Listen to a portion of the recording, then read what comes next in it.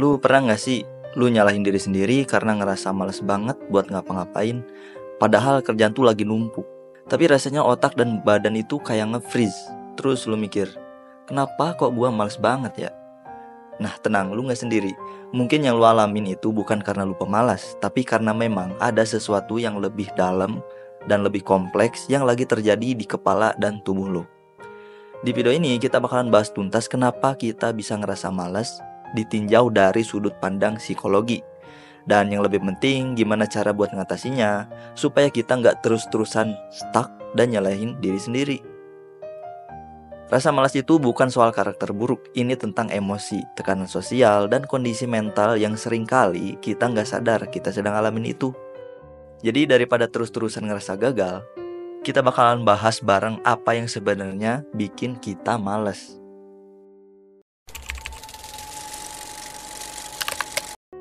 Motivasi itu bukan cuma soal niat.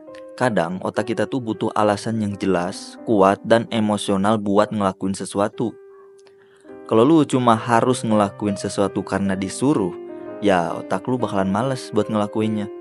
Contohnya gua dulu males banget buat berolahraga. Kayak ngapain sih harus push up, sit up, terus lari. Capek banget gitu. Mending rebana aja kan enak. Tapi suatu ketika gue tuh jadi gampang banget sakit. Apalagi waktu itu udah lulus sekolah, udah punya tanggung jawab sendiri. Dan gara-gara sakit gue jadi gak bisa kerja. Jadi gak bisa tanggung jawab sama diri sendiri. Nah dari situ gue sadar bahwa berolahraga itu ternyata penting banget buat kesehatan badan gue. Gue gak mau sakit-sakitan lagi. Akhirnya gue sekarang punya rutinitas buat selalu berolahraga. Karena gue punya alasan yang kuat buat ngelakuin itu. Atau gue punya contoh lain yang mungkin kali ini relate sama teman-teman yang lagi sekolah.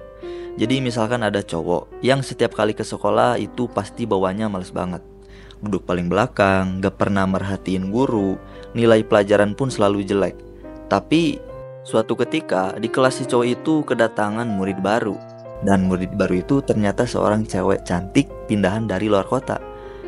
Nah si cewek itu duduk paling belakang juga. Kebetulan samping-sampingan sama si cowok pemalas itu. Si cowok itu ternyata naksir sama si cewek.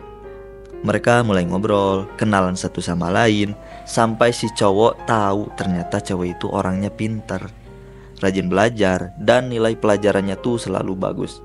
Nah dari situ si cowok mulai sadar kalau dia pengen dapetin si doi, ya dia juga harus ngebuktiin bahwa dia juga orang yang hebat di mata si doi. Akhirnya si cowok sekarang jadi punya alasan kenapa dia harus mulai rajin belajar. Dan dia selalu semangat setiap kali datang berangkat sekolah. Jadi ketika lu mulai gak ada motivasi, coba cari alasan yang kuat. Tanyakan ke diri sendiri, gua ngelakuin ini tuh buat apa sih?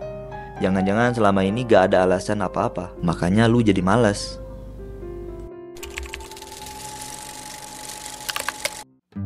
Konsekuensi ini bisa gua bilang sebagai temannya motivasi.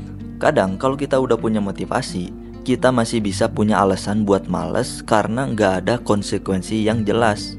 Misalnya, sebagai muslim kita tahu bahwa sholat 5 waktu itu wajib. Dan kalau kita gak melaksanakannya, maka konsekuensinya adalah berdosa dan bisa masuk neraka. Sepakat ya? Tapi kenapa banyak muslim lain yang gak mampu dan malas buat melaksanakannya? Kan wajib. Nah jawabannya karena konsekuensinya itu gak langsung, gak berasa saat itu juga. Baru ada konsekuensinya ketika nanti sudah di akhirat. Nah kecenderungan orang kalau konsekuensinya itu terlalu jauh, itu jadi berasa gak ada konsekuensinya. Beda cerita ketika misalkan lu divonis sakit sama ada potensi meninggal sama dokter. Dan hanya ada satu syarat supaya lu tetap bisa hidup lebih lama. Caranya adalah lu harus minum obat yang dikasih sama dokter 5 kali dalam sehari. Karena kalau lu kelewat 1 dosis aja, lu akan meninggal di saat itu juga. Nah kalau konsekuensinya kayak gitu, kira-kira lu masih punya alasan gak buat males? Kalaupun lu malas, lu akan berusaha buat maksain diri buat minum itu obat. Karena lu tahu kalau lu gak minum obat itu, lu akan meninggal. Jadi ketika lu pengen ngerjain sesuatu, setelah lu dapat motivasinya, lu juga harus cari tahu apa konsekuensinya kalau lu gak ngerjain itu. Dan konsekuensi itu harus yang berdampak besar di hidup lo. Karena kalau enggak, ya potensi buat males itu bakalan tetap muncul.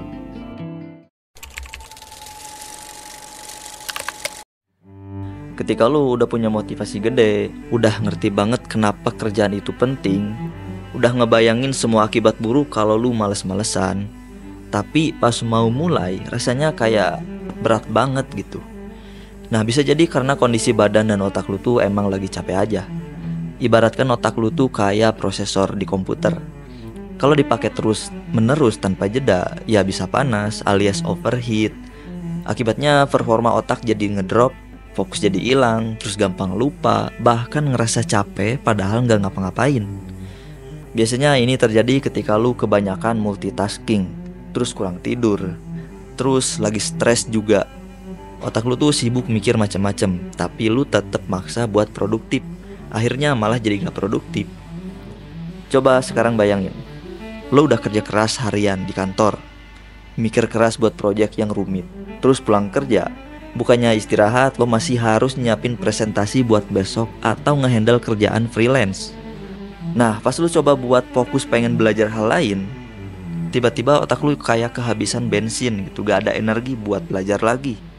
Nah, kalau ini bukan karena lo males, tapi karena memang otak lu minta buat istirahat.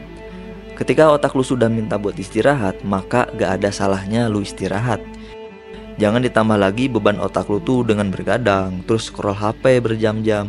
Itu malah akan memperparah keadaan. Akhirnya besoknya lu jadi gak punya semangat buat ngejalanin hari. Jadi kasih waktu otak lu buat isi ulang. Istirahat itu bagian dari produktivitas juga sebenarnya.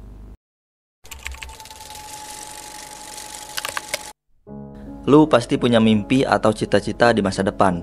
Entah itu pengen jadi kaya, pengen dapetin duit 1M, atau mungkin pengen naik haji bareng keluarga.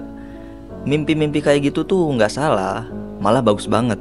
Tapi yang sering jadi masalah adalah kita cuma berhenti di mimpinya doang. Kayak udah ngebayangin hasil akhirnya, tapi gak pernah mikirin gimana cara supaya dapetinnya. Akhirnya ya cuma jadi angan-angan doang. Mimpi yang terlalu jauh justru bisa menciptakan ruang malas yang makin gede. Otak kita tuh kerja berdasarkan reward jangka pendek. Kalau gak ada progres yang kelihatan hari ini, ya kita jadi ngerasa gak maju-maju. Dari situ muncullah rasa ragu, insecure, terus males deh. Kita jadi overthinking, ngerasa kayak gak mungkin deh dapetin 1M. Atau malah nyalahin takdir kayak, kayaknya kita emang gak ditakdirin buat naik haji deh. Padahal masalahnya bukan di situ, masalahnya adalah kita gak tahu harus ngapain buat mencapai itu. Ibarat lo pengen banget sampai ke puncak gunung, tapi lo cuma ngeliatin puncaknya doang dari kejauhan. Gak mikirin harus lewat jalur mana, butuh bawa alat apa, mesti ajak siapa. Dan yang paling penting, berapa langkah yang lo harus ambil tiap hari buat sampai ke atas. Alhasil, banyak yang nyerah di tengah jalan, atau bahkan gak mulai sama sekali karena ngerasa itu terlalu jauh gitu. Padahal yang bikin jauh itu karena kita nggak pernah ngukur dan mecah jalannya jadi potongan kecil yang bisa dijalanin pelan-pelan. Jadi jangan cuma mimpi doang. Pecah mimpi itu menjadi target harian yang lebih terukur dan bisa lu capai. Misalnya lu punya mimpi pengen duit 1M, tapi kondisi lu saat ini bener-bener dari nol, gak ada kerjaan, gak ada penghasilan juga. Maka target lu saat ini bukan buat dapetin 1M dulu, tapi dapetin kerjaan dulu. Dan kalau lu juga masih bingung cara dapetin kerjaan tuh gimana karena ngerasa gak ada skill apa-apa, berarti permasalahan lu sekarang ada di skill isu. Fokus lu sekarang bukan buat nabung atau investasi buat dapetin 1M, tapi bangun satu skill yang bisa lu kuasai banget sampai akhirnya skill itu bisa jadi mesin penghasil duit buat lu. Jadi ketika lu udah punya target gede, jangka panjang, maka pecahlah target itu menjadi bagian-bagian kecil yang bisa lu lakuin setiap hari.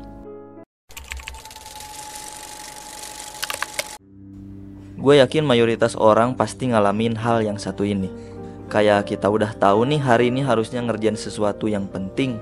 Entah itu tugas, kerjaan, atau proyek gede yang udah numpuk berhari-hari.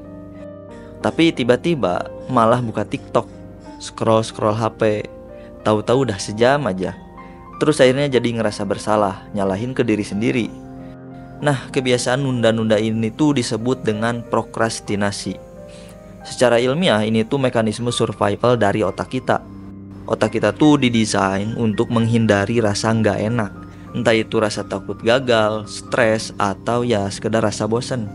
Nah, pas kita mikirin tugas yang berat, yang muncul pertama kali di otak kita itu justru emosi negatif, bukan semangat.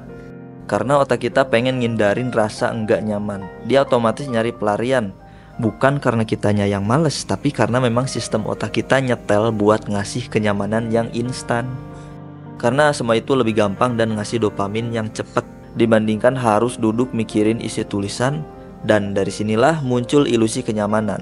Kita ngerasa dapet kelegaan karena nggak ngerjain tugas itu. Tapi sayangnya tugas masih ada dan rasa cemasnya malah numpuk makin gede. Siklus ini akan terus berulang sehingga lu jadi kelihatan males dan nggak produktif. Nah, terus cara ngelawannya gimana? Nah, kalau gua jangan nunggu semangat datang, tapi lawan itu dengan mulai aja dulu. Misal hari ini gua mau bikin presentasi, tapi gua masih bingung mau bawa materinya tuh kayak gimana.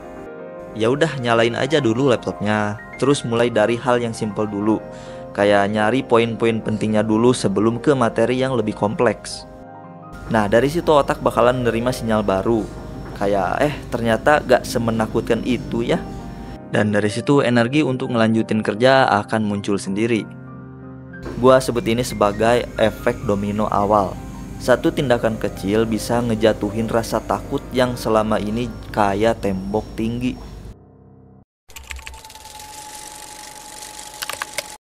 Seringkali kita nggak sadar bahwa lingkungan tuh punya pengaruh yang cukup gede yang jadi pemicu kita males.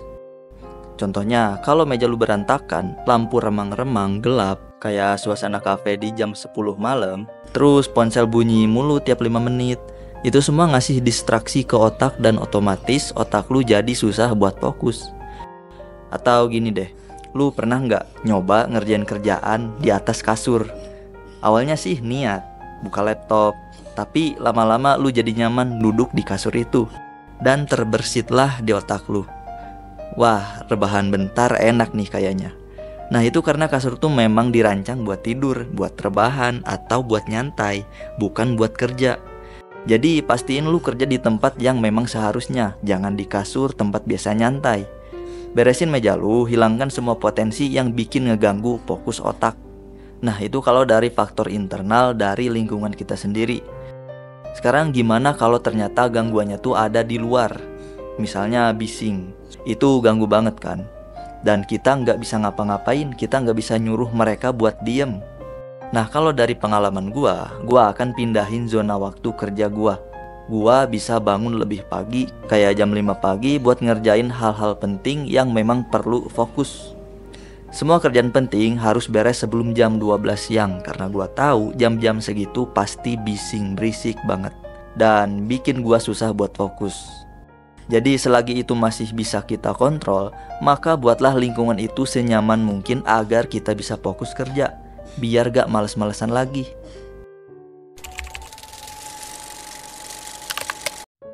Jadi sebenarnya rasa malas itu bukan cuma soal niat atau mental yang lemah.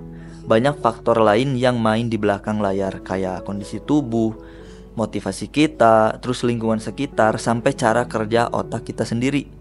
Dan kabar baiknya semua itu bisa kita atur kok.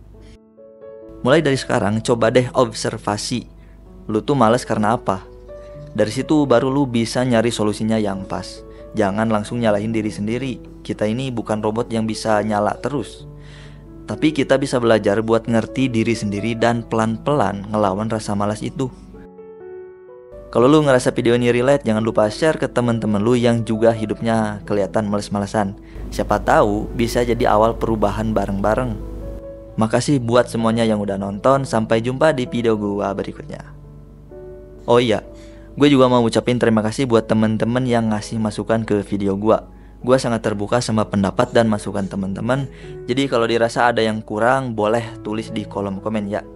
Sekali lagi makasih ya.